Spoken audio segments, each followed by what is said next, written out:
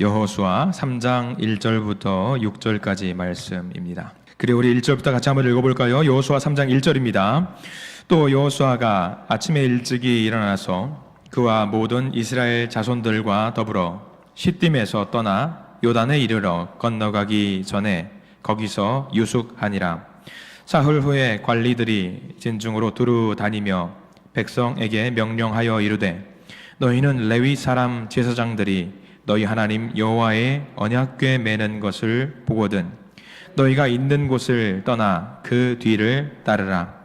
그러나 너희와 그 사이 거리가 2000 규빗쯤 되게 하고 그것이 가까이 하지는 말라. 그리하면 너희가 행할 길을 알리니 너희가 이전에 이 길을 지나보지 못하였음이니라 하니라. 여호수아가 또 백성에게 이르되 너희는 자신을 성결하게 하라. 여호와께서 내일 너희 가운데에 기이한 일들을 행하시리라. 여호수아가 또 제사장들에게 말하여 이르되 언약궤를 메고 백성의 앞서 건너라 하매 곧 언약궤를 메고 백성의 앞서 나아가니라. 아멘. 이 말씀 가운데 하나님의 크신 은혜가 있길 간절히 기도하고 소망합니다. 우리 함께 잠깐 교제하고 말씀 나누길 원합니다. 우리 옆에 있는 분들 보고 인사할까요? 저는 당신이 좋습니다. 함께 인사하겠습니다. 반대에 있는 분들 보시고요. 저는 당신이 정말 좋습니다. 앞뒤에 있는 분들 보시고요. 저는 당신이 진짜 좋습니다. 정말 좋은 분들 감사드립니다. 감사해요. 예. 그래요. 오늘 말씀은요, 모르는 길을 가도라는 제목으로 말씀을 좀 나누어 보려고 합니다. 오늘 말씀을 원고를 쭉 준비하다 보니까 좀 사족이 많은 것 같아서 걱정이 되기는 합니다만은 그래도 하나님 주신 말씀으로 생각하고 저도 듣고 저도 나누고 함께 은혜 받고자 합니다. 자, 여러분들 낯선 곳에 가 보신 분들 있을 겁니다. 한 번도 가 보지 못한 그런 곳에 갈 때가 있죠. 여행이 될 수도 있고요. 여러 가지 목적으로 한 번도 가보지 못한 그런 곳에 설레는 마음 반, 두려운 마음 반 갈 때가 있을 겁니다. 아주 오래 전입니다. 대학을 가기 위해서 버스를 타고 상경을 했을 때가 생각이 납니다. 동서울 종합터미널이라는 곳에서 내렸습니다. 동서울 종합터미널에 내렸는데 거기서부터는 이제 전철을 타고 이동을 해야 돼요. 목적지는 수원이었습니다. 수원에 할아버지께서 살고 계셨는데 수원에 있는 할아버지 집으로 가는 것이 1번 목적이었습니다. 그때 당시에는 전철의 개념을 제가 잘 이해를 못했습니다. 여러분들 전철 타시면은요, 서울에는 굉장히 거미줄 마냥 꼬여 있어요. 그래서 원하는 목적지에 가려면은요, 기차를 하나만 타면 되는 것이 아니라 뭘 해야 되냐면 반드시 환승을 해야 됩니다. 여기 갔다가 여기서 내려서 저기로 가고 저기서 이렇게 갈아타고 해야 되는 환승을 해야지만이 내가 원하는 목적지로 갈 수 있었습니다. 그런데 제가 고등학교 3학년 때까지 환승이라는 개념을 알고 있었을까요? 아니요. 기차 타면 언제든지 목적지에 가는 것이 기차였습니다. 목포역에서 기차를 타면 서울까지 대번에 가는 겁니다. 환승이라는 것이 없었지요. 그러니 동서울 종합터미널에 내려서 수원을 가고자 한다라면 제 머릿속에 들어있었던 개념은 뭐냐면 기차를 타면 무조건 어디를 갑니까? 수원에 갈 수 있는 겁니다. 무조건 아무거나 타면 됩니다. 근데 기차가 색깔이 형형색색입니다. 어떤 것은 초록색, 어떤 것은 분홍색. 예, 분홍색이 있습니다. 분홍색. 어떤 것은 노란색도 있고요. 여러 가지 색깔이 있는 겁니다. 기차를 타면 수원으로 갈 줄 알고 그래 여기서 기차를 타면 동서울 종합터미널의 기차 색깔은 무슨 색깔이냐면 초록색입니다. 녹색이에요. 2호선이라고 그 기차는 목적지가 어딘 줄 아세요? 목적지가 없이 서울 시내를 계속 도는 겁니다. 저는 탔으면 무조건 수원까지 갈 거라고 생각을 했어요. 웬걸 탔습니다. 한참 가다 보니까 2시간이 지났는데 다시 원래 있던 동서울 종합터미널에 돌아온 겁니다. 뭔가 잘못된 거를 직감을 했어요. 내렸습니다. 다시 한번 노선도를 봤더니 여기서 뭔가 바꿔 타야 된다라는 걸 그때 인지를 했습니다. 갈아탄다라는 개념을 그때 2시간이 지나서야 처음 느꼈던 거지요. 그래요. 모르는 길, 처음 가는 길을 가는 것만큼 어려운 일이 없습니다. 입대했을 때, 남자분들 군 입대했을 때 한번 생각해 보시기 바랍니다. 너무 처음 가는 길을 갈 때에 많은 생각이 있었던 것 같아요. 저에게 세상에서 가장 맛있는 음식이 뭐냐고 물으신다면 논산 육군훈련소 앞에 있는 중국집이 세상에서 제일 맛있는 중국집이라고 감히 단언코 말씀을 드릴 수 있을 것 같습니다. 근데 언제 먹어야 맛있냐면 입대하기 전에 먹어야 맛있습니다. 그 맛을 잊지 못하고 한번 가서 다시 한번 맛보려고 논산 육군훈련소의 그 중국집 앞으로 갔는데 그 맛이 나지 않았습니다. 무조건 입대를 해야지 그 맛을 느낄 수가 있구나. 근데 입대를 하고자 한다면요, 정말 감당해야 될 것이 많습니다. 두렵잖아요. 처음 가는 길이기 때문에 무섭습니다. 무언가 굉장한 일이 벌어질 것 같은 두려운 마음이 있어서 그런 기분 다시는 경험하고 싶지 않은 그런 마음. 처음 갈 때는 그렇습니다.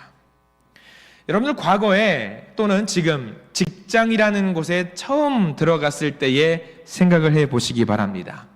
처음 만나는 사람, 처음 해야 되는 일, 여러 가지 상황들 처음 경험하게 되는 일들이 있습니다. 대학에 처음 입학했을 때, 낯선 사람들과 처음 만났을 때에 누구나 두려운 마음이 있을 겁니다. 걱정하는 마음이 있을 겁니다. 한 번도 해보지 못했기 때문에 힘들고 두렵고 낯설어요. 이전에 한번 해봤다면, 한번 경험을 해봤다면 훨씬 마음이 편했을 텐데 처음 해보는 일이 정말 우리 삶 속에는 많이 있는 것 같습니다. 인터넷을 보다가 자신의 글을 자유롭게 올리는 브런치 스토리라는 사이트가 있어요. 거기에 한 글이 굉장히 인상 깊은 글이 있었습니다.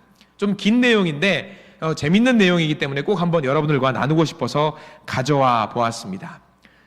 글을 적으신 분은요, 이은주 씨라는 분이 올렸습니다. 이런 내용입니다. 길기 때문에 조금 요약을 했어요.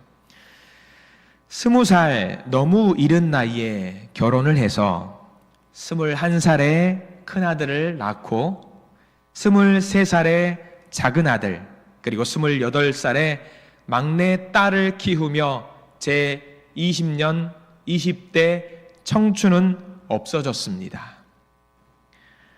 엄마라는 일을 처음 겪어본 저의 20대는 좌충우돌 정신없이 흘러갔습니다. 여유가 없는 형편에 나의 삶을 추스리지도 못했습니다.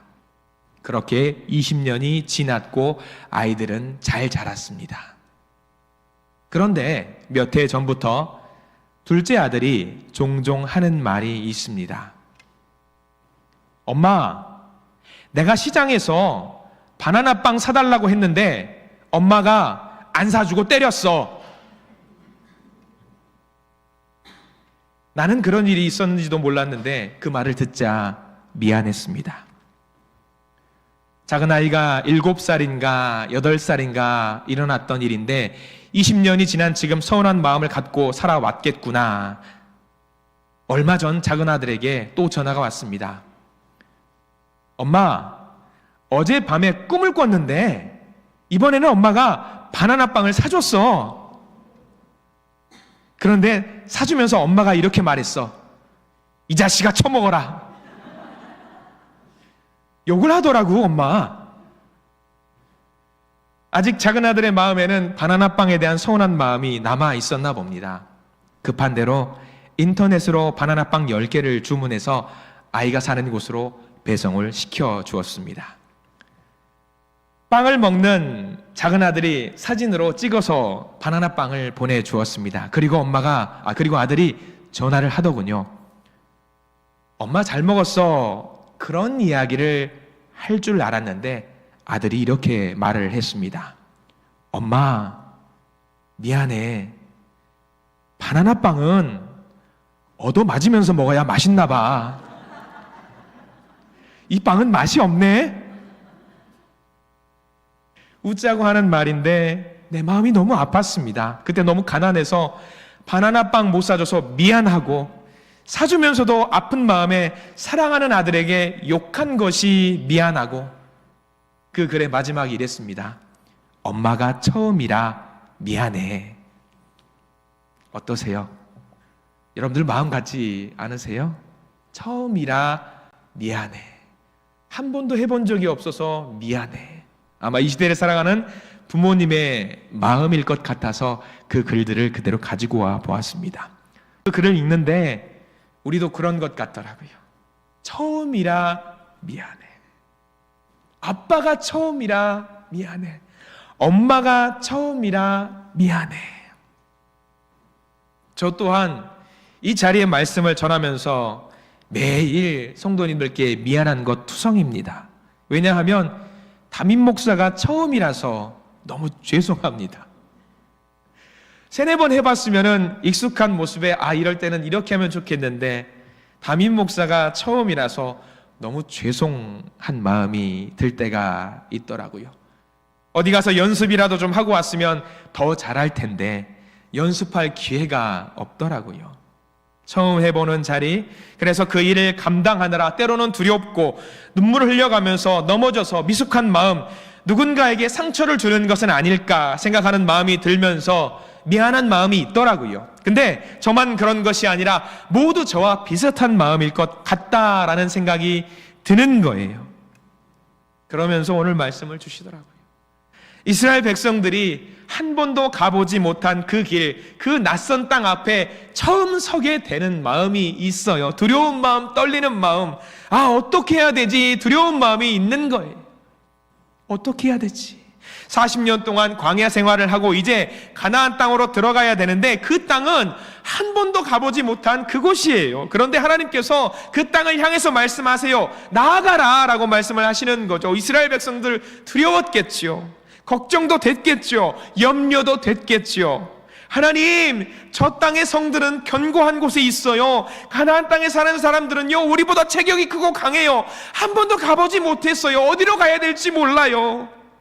우리가 어떻게 저 땅을 정복할 수 있겠습니까?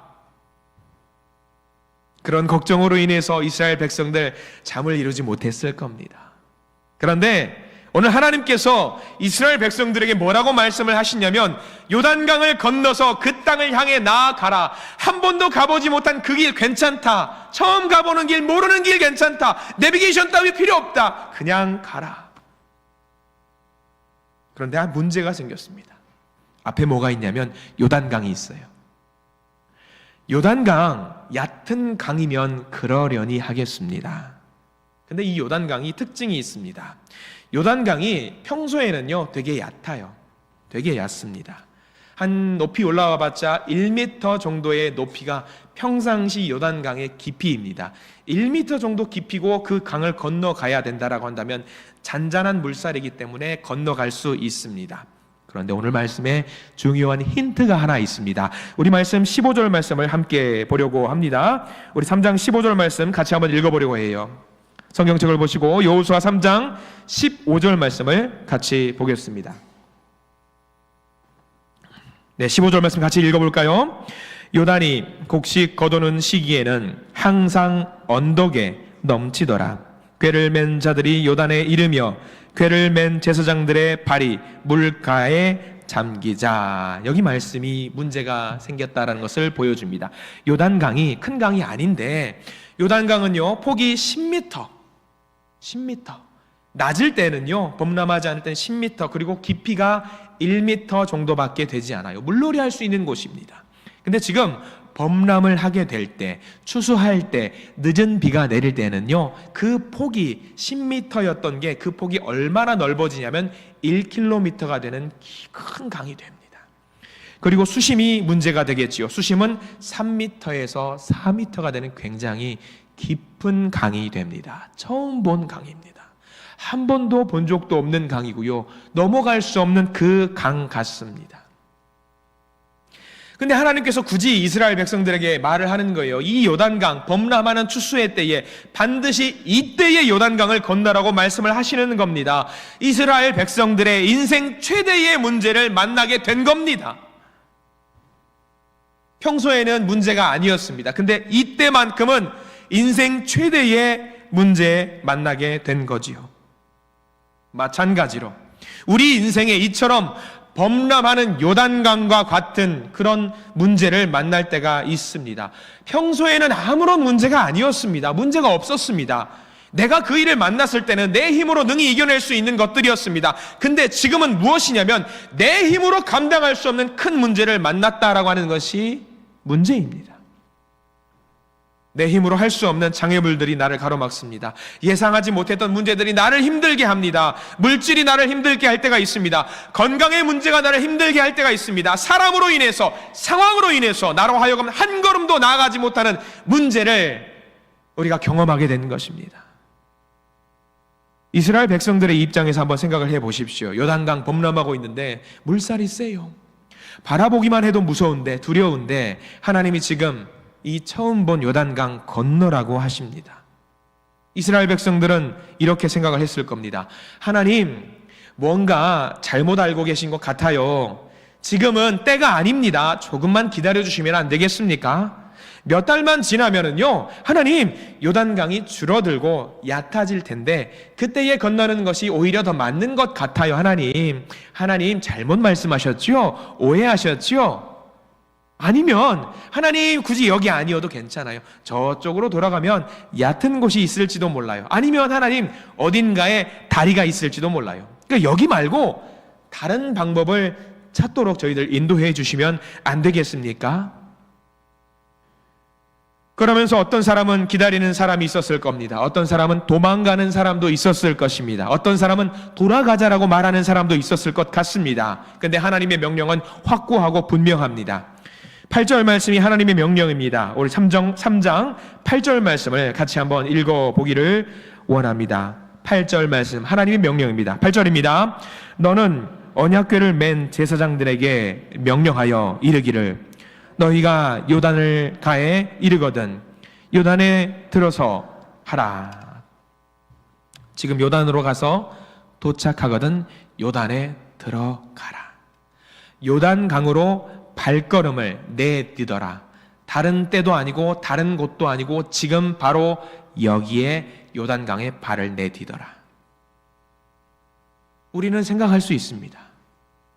아니 하나님, 지금까지 아무런 문제 없다가 왜 굳이 지금 문제가 가장 심각하게 터진 이 시점에 나로 하여금 요단강을 건너라고 말씀을 하십니까? 하나님, 내 인생에 왜 이런 장애물이 나를 가로막고 서 있습니까? 그런데 꼭 이때에 바로 지금 이 장애물을 통과해서 가라고 말씀하시는 그 이유가 무엇입니까? 만일 요단강이 얕을 때 1m도 안 될 때 건너면 좋은 거 아닙니까? 근데 그때 만약에 건넜다라고 한다면요, 내 힘으로 건널 수 있을 것 같을 때라고 한다면요, 이스라엘 백성들은 두말하지 않고 건너고 그 다음에 이렇게 말했을 겁니다. 우리의 힘으로 요단강을 건넜어. 우리의 힘으로 해냈어. 왜냐하면 우리 허리밖에 되지 않은 깊이였거든.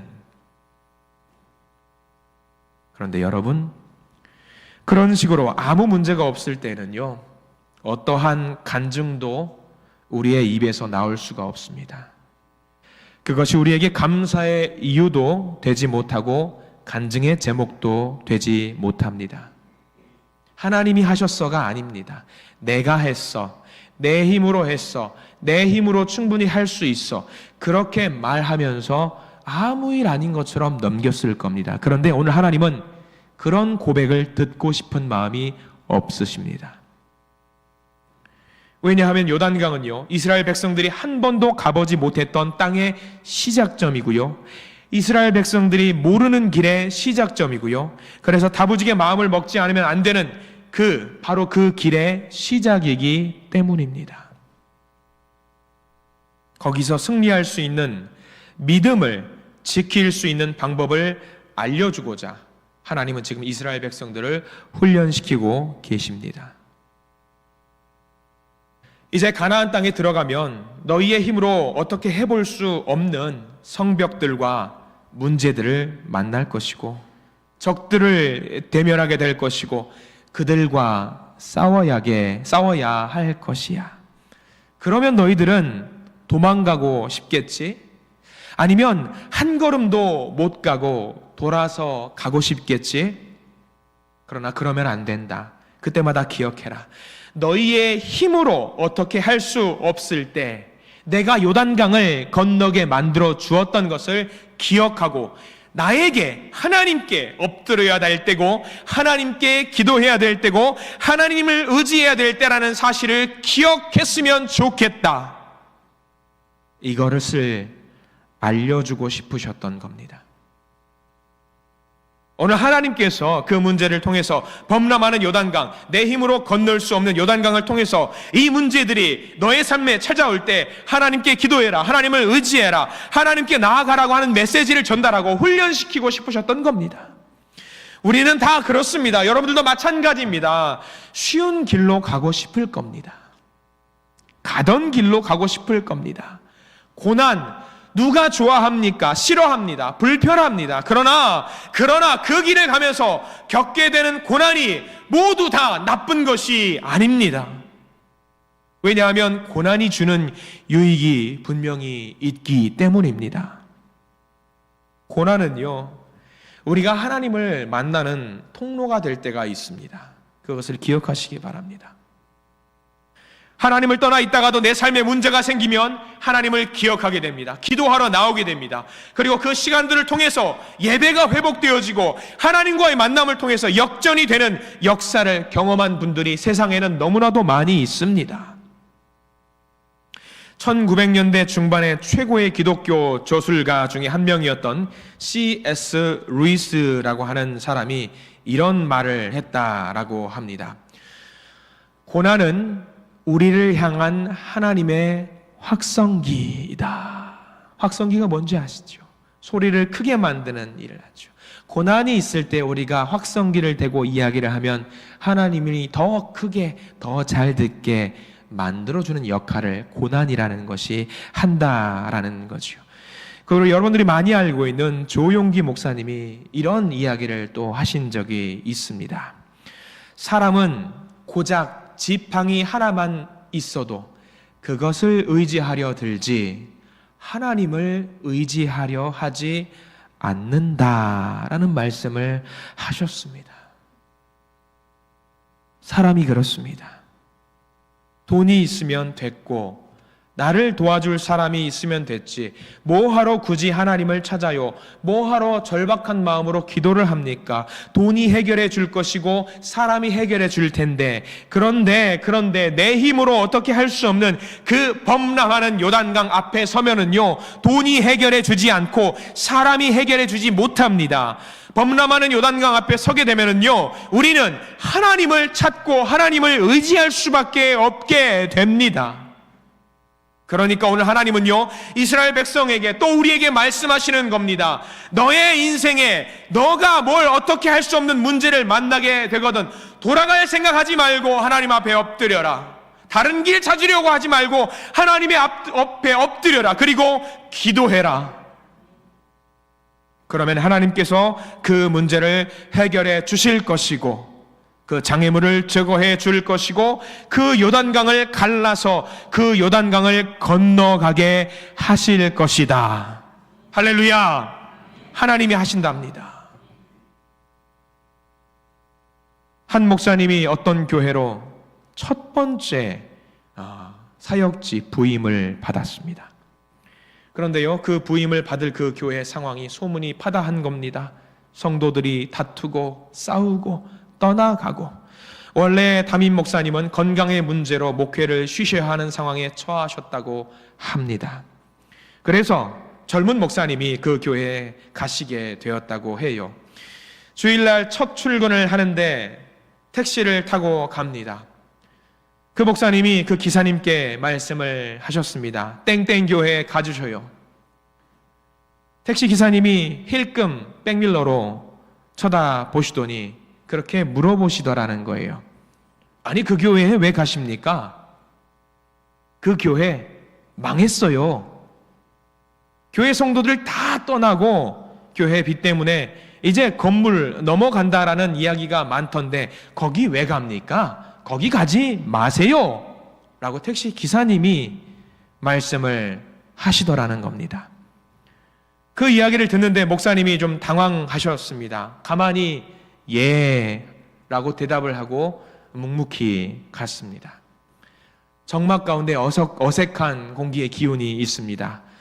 마지막에 택시에서 내릴 때에 미터기에 잔돈 안 받겠다고 그냥 다 받으시라고 거스름 돈 안 주셔도 된다라고 하면서 수고하시라고 내리면서 한마디를 던지셨습니다.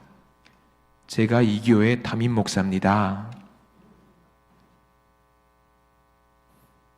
택시기사님이 염려했던 것이 거짓말이 아니었던 것 같아요. 많은 기사님들이 그렇게 이야기를 한다면 사실이겠죠. 아무튼 그 이야기를 하면서 제가 이 교회 담임 목사입니다 라고 이야기하면서 저 오늘 여기 첫 출근하는 겁니다. 기사님 이제 좋은 교회 될 테니까 기사님 소문 많이 내주십시오 라고 내리셨다라고 합니다. 그런데 아니나 다를까 교회에 갔더니 그런 분위기가 조성이 되어 있어요. 아, 저 교회 망한데, 저 교회 다 사람들이 떠났대, 저 교회 소망이 없는 교회래. 오히려 주변에 있는 많은 주민들이 그 교회를 걱정하는 상황이 되었던 거예요. 그 목사님이 기도할 수밖에 없겠더라고요. 하나님, 제 생각에도요, 이 교회를 아무도 찾아올 이유가 없을 것 같은데 저도 이거 놓으면, 그리고 이 교회 흔들리면 하나님 때문입니다. 하나님이 하셔야 됩니다. 하나님이 다 해주셔야 됩니다. 그렇게 온 성도, 남아있는 성도들을 데리고 기도를 했다라고 합니다. 감사하게도 그 교회 상황이 조금씩 수습이 되더라는 거죠.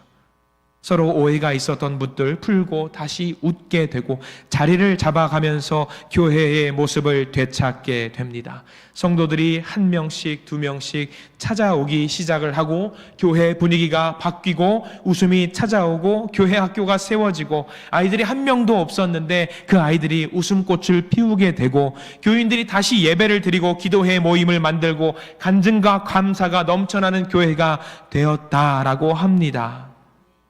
그 목사님이 고백을 합니다. 뭐라고 고백을 하셨을까? 이렇게 고백을 했다라고 해요.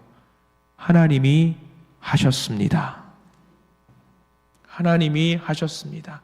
제가 한 게 아닙니다. 왜? 그 목사님은 처음 가는 길이에요. 모르는 길이에요. 하는 방법도 몰라요.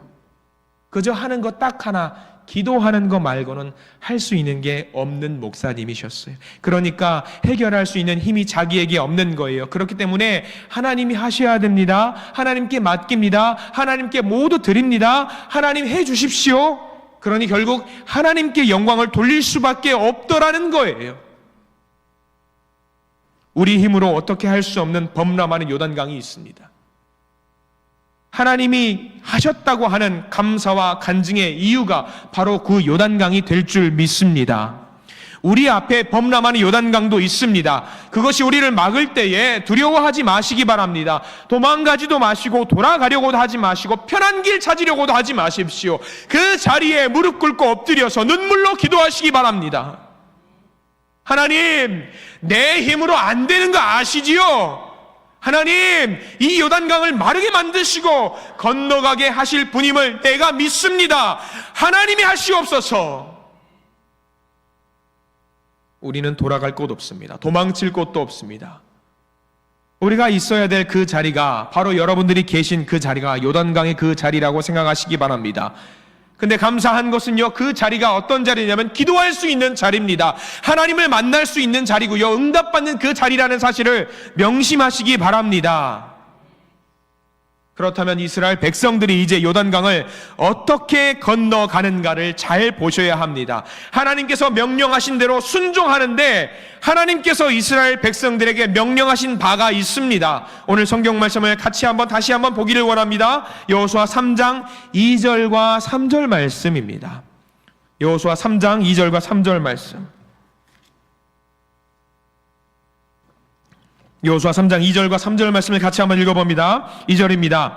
사흘 후에 관리들이 진중으로 두루 다니며 백성에게 명령하여 이르되 너희는 레위 사람 제사장들이 너희 하나님 여호와의 언약궤 매는 것을 보거든 너희가 있는 곳을 떠나 그 뒤를 따르라. 우리 3절 말씀 뒤에 밑줄을 그어두시기 바랍니다. 너희가 있는 곳을 떠나 그 뒤를 따르라. 레위 사람들 제사장들이 먼저 언약궤를 메고 요단을 향하여 나아갑니다. 그 언약궤에는 뭐가 있습니까? 그냥 나무 궤짝이잖아요. 나무 궤짝에는 뭐가 들었습니까? 하나님이 주신 돌판 2개, 10계명이 적힌 모세오경 돌판 2개, 만나가 담겨있는 조그마한 항아리, 그리고 아론의 싹이 나 있는 생명을 상징하는 지팡이가 있습니다.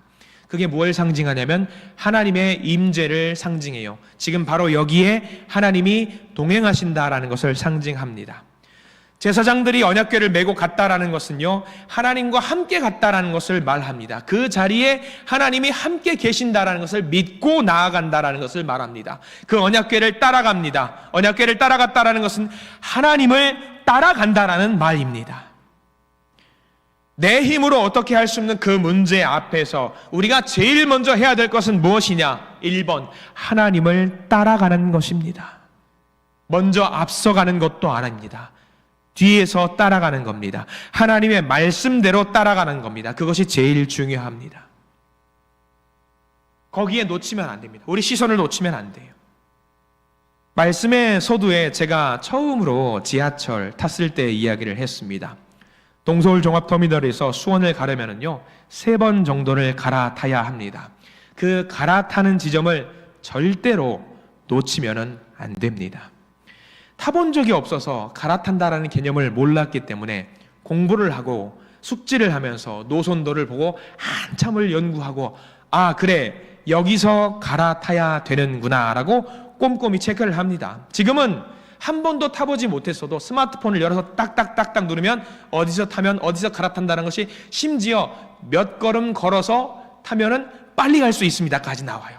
굉장히 좋습니다.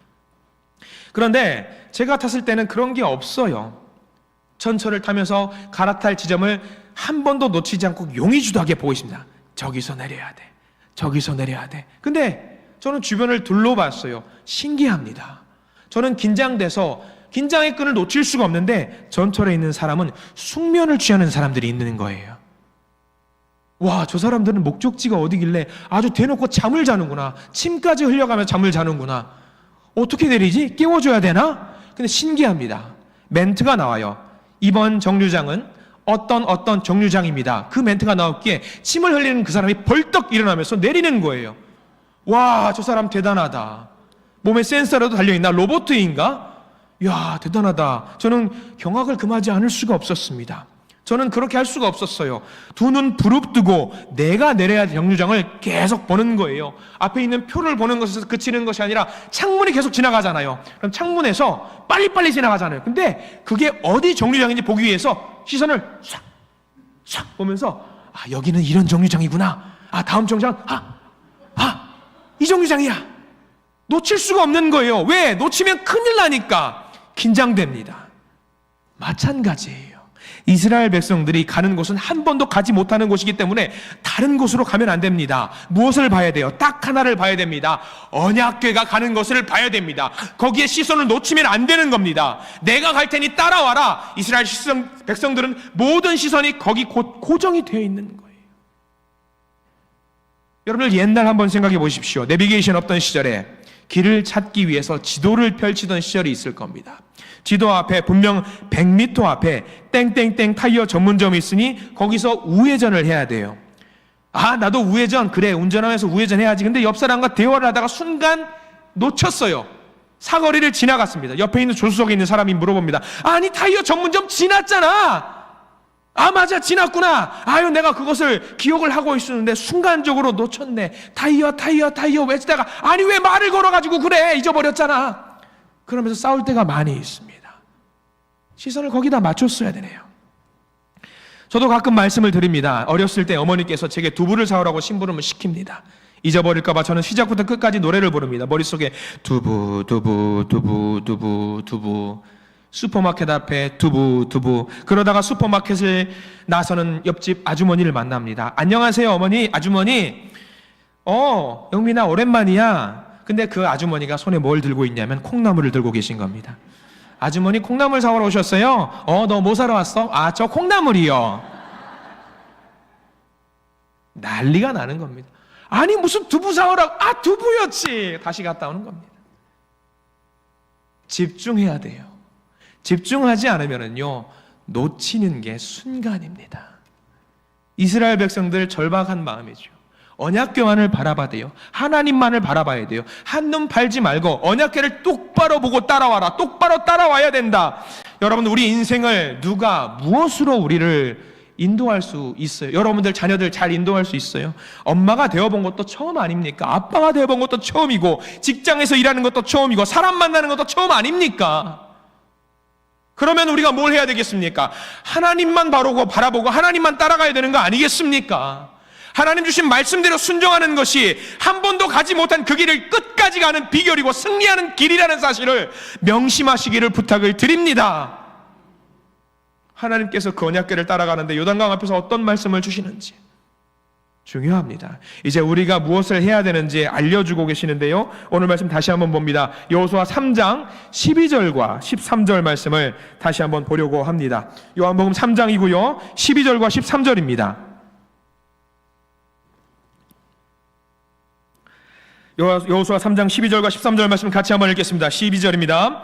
이제 이스라엘 지파 중에서 각 지파에 한 사람씩 12명을 택하라.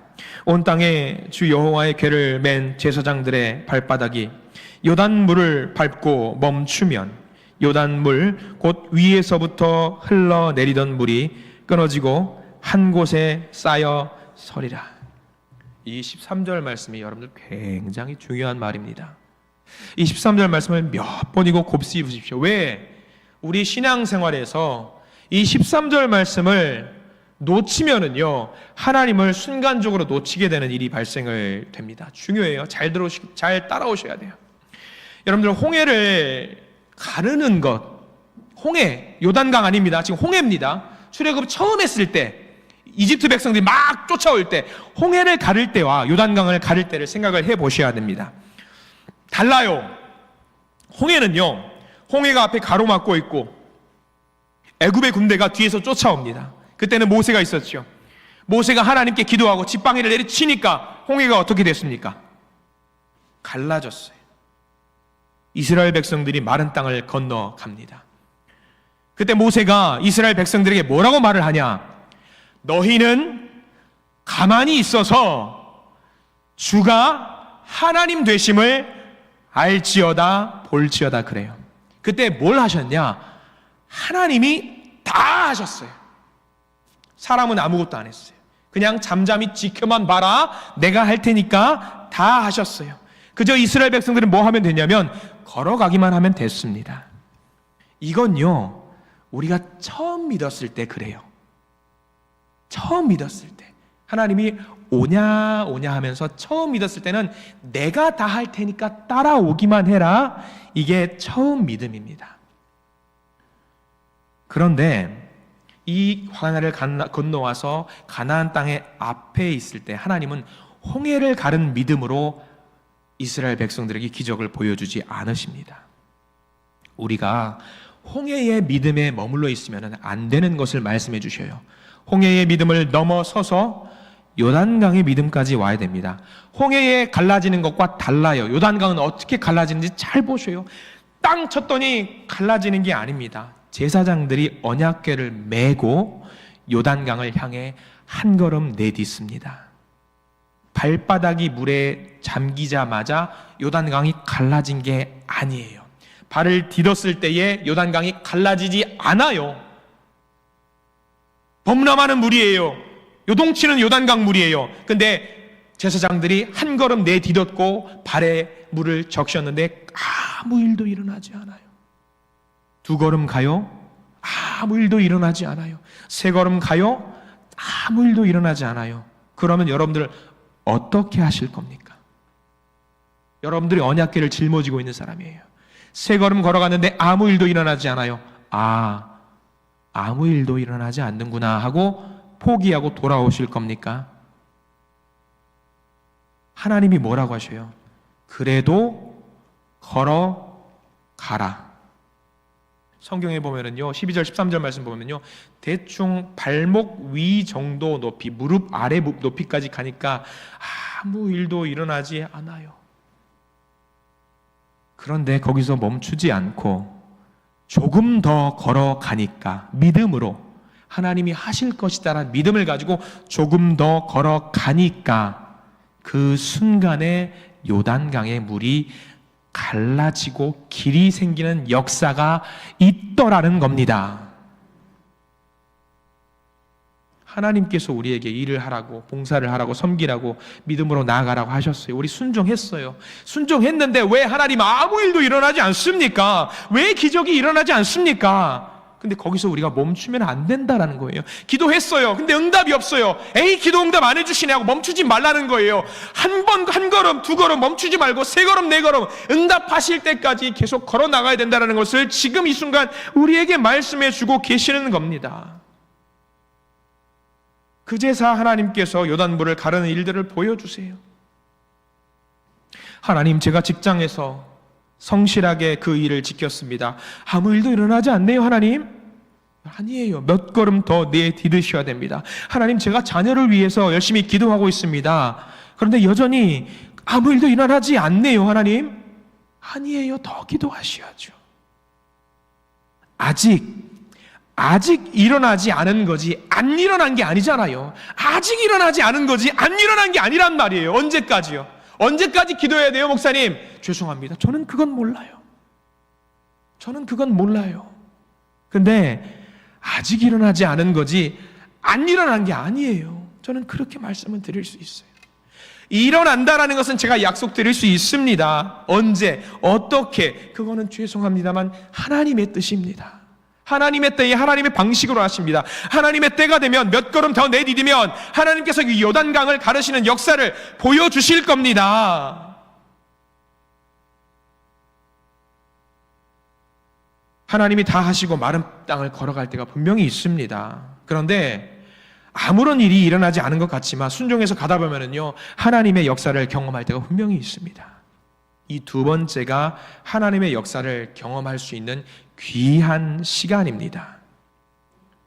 요한복음 2장에 보면 가나의 혼인잔치에 포도주가 떨어지는 일 여러분들 아실 겁니다. 예수의 어머니가 예수님께 그 사실을 말합니다. 예수야, 포도주가 떨어졌단다 라고 이야기를 하죠. 예수님이 하인들에게 말을 합니다. 손 씻는 물이에요. 발 씻는 물입니다. 준비해낸 물은요, 그 물을 떠다가 사람들에게 갖다 주십시오. 그런데 중요한 것은요, 거기에 포도주가 예수님이 말 끝나기 무섭게 물이 포도주로 변했을까요? 아니에요. 안 변했어요. 언제 변한지 아세요? 하인들이 그거를 순종하는 마음으로 갖다 줄 때에 물이 포도주로 변했습니다. 순종하는 마음으로 갈 때에. 오병이어의 기적 아실 겁니다. 오병이어의 기적, 물고기 2마리와 보리떡 5개 뿐이었습니다. 근데 물고기 2마리와 보리떡 5개로 사람들을 어떻게 5,000명 넘는 사람들을 다 먹일 수 있어요? 못 먹입니다. 근데 이거를 언제 이 모든 5,000명을 먹일 수 있었느냐? 제자들이 그것을 받고 나눌 때에 그 기적이 일어났던 겁니다. 지금 이 자리도 마찬가지일 겁니다. 저는 알고 있습니다. 이 자리에도 삶의 어려운 문제를 가지고 기도하면서 기도했는데 아직 응답받지 못해서 힘든 마음으로 울면서 예배의 자리를 지키는 분들이 계실 겁니다. 그 마음 속에 하나님을 원망하는 마음이 있을 겁니다. 이 믿음의 자리를 떠나고자 하는 마음도 있을 겁니다. 근데 여러분, 죄송합니다. 조금 더 나오라고 하십니다. 조금 더 걸어오라고 하십니다. 조금만 더 순종하라고 하시고요. 조금만 더 열심히 기도하라고 하십니다. 내가 생각하는 대로 안 될 수도 있습니다. 근데 하나 확실한 것은요, 하나님이 반드시 역사하십니다. 하나님이 반드시 우리의 삶 속에 역사하십니다. 용기를 내셔서 믿음의 걸음을 조금 더 내디딜 때 하나님께서 우리에게 반드시 그 요단강을 건너가게 길을 만들어 주실 줄 믿습니다. 저는 우리 교회 안에서 하나님께서 이스라엘 백성들에게 요단강을 건너게 하신 기적의 역사가 사방팔방에서 일어나기를 간절히 소망합니다. 우리 가운데는요, 믿음이 부족해서 저는 요단강 못 갑니다, 도망치고 싶은 분들이 계실 겁니다. 그런데 제사장들이 앞에서 먼저 앞에 가잖아요. 본을 보이고 있잖아요. 그들이 요단강을 건너니까 많은 사람들이 그 모습을 보고 건너가잖아요. 한 명의 나가자도 없이 요단강을 건넙니다. 그 요단강을 건너서 제일 앞에서 가는 사람 저 혼자만 하는 거 아닙니다. 여기 계신 모든 성도들이 다 같이 하셔야 됩니다. 그래서 누군가 그 건너가는 것을 보여줄 때, 내가 순종했더니 이 역사가 일어나는 것을 보여줄 때 그 사람을 보고 많은 분들이 하나님이 여기서 바로 역사하시는구나 걸 깨닫고 따라가게 되는 놀라운 역사가 일어나게 되는 겁니다. 그래서 누군가 시작을 하면 모든 믿음의 성도들이 함께 건너갈 수 있습니다. 한 명의 낙오자도 발생하지 않는 겁니다. 아무 일도 일어나지 않는 것 같지만 하나님이 하실 거야. 그렇게 믿음의 발걸음을 내디딜 때 요단강이 갈라지고 모두가 지나갈 수 있는 겁니다. 우리 모든 한신 성도님들이 약속의 땅으로 가게 되는 복을 누리시는 아름다운 은혜가 있기를 간절히 축원합니다. 말씀을 정리합니다. 한 번도 가지 않은 곳이지만 하나님 따라갈 때에 하나님의 살아계심을 경험하고 하나님의 놀라운 은혜를 통해 복의 땅으로 들어가는 우리 모두의 아름다운 삶이 되시기를 주님의 이름으로 축복합니다. 기도하겠습니다.